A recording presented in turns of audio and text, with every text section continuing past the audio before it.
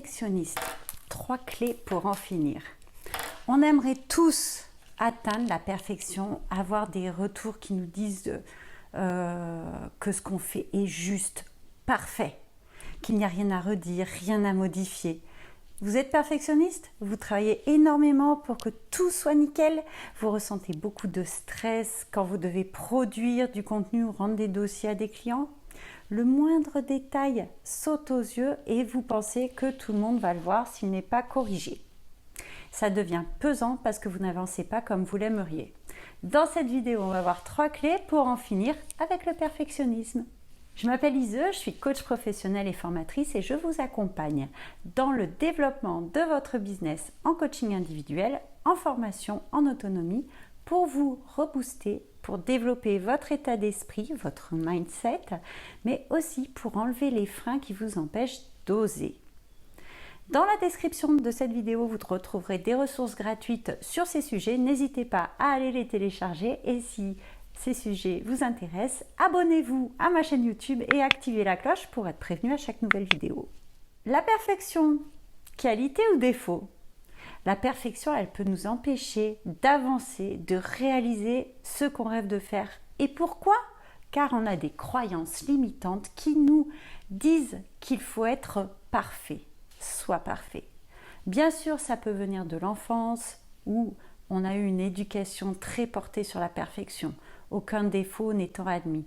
Et bien souvent, quoi que l'enfant fasse, l'adulte, parent ou enseignant, trouvait toujours des petites erreurs. Ah, t'as oublié un mot, recommence, t'as oublié ceci, cela, relave cette casserole, il y a encore une tâche. Et si tu fais quelque chose, fais-le bien ou ne le fais pas. Cette dernière phrase, ça peut être le pire.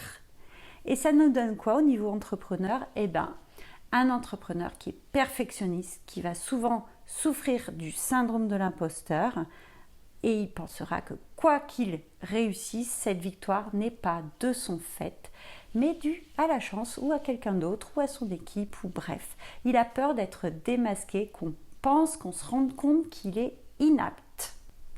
Vous pouvez aussi procrastiner. Puisque ce que vous faites n'est pas parfait, vous ne le faites pas.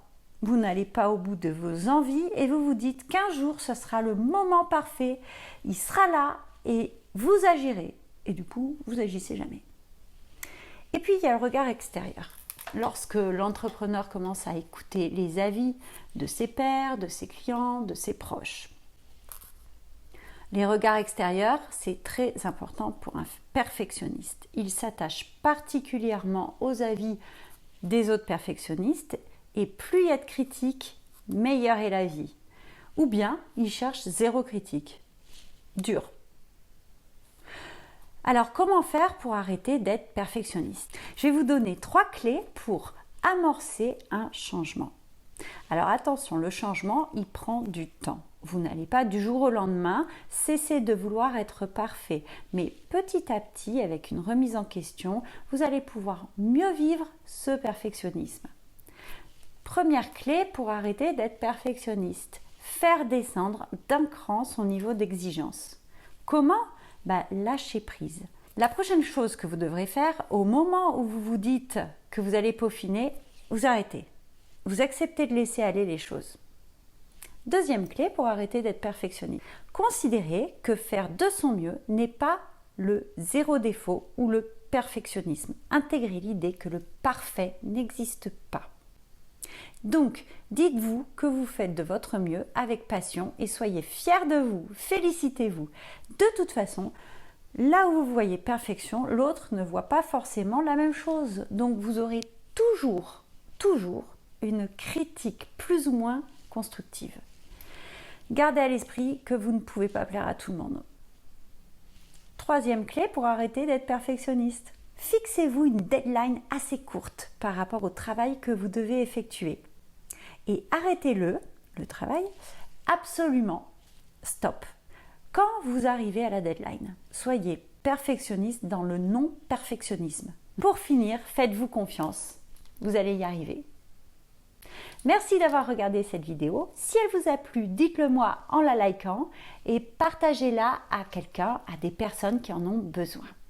Et pour aller plus loin, je suis à votre disposition si vous le souhaitez pour un appel découverte et éventuellement faire un coaching de déperfectionnisation. À bientôt!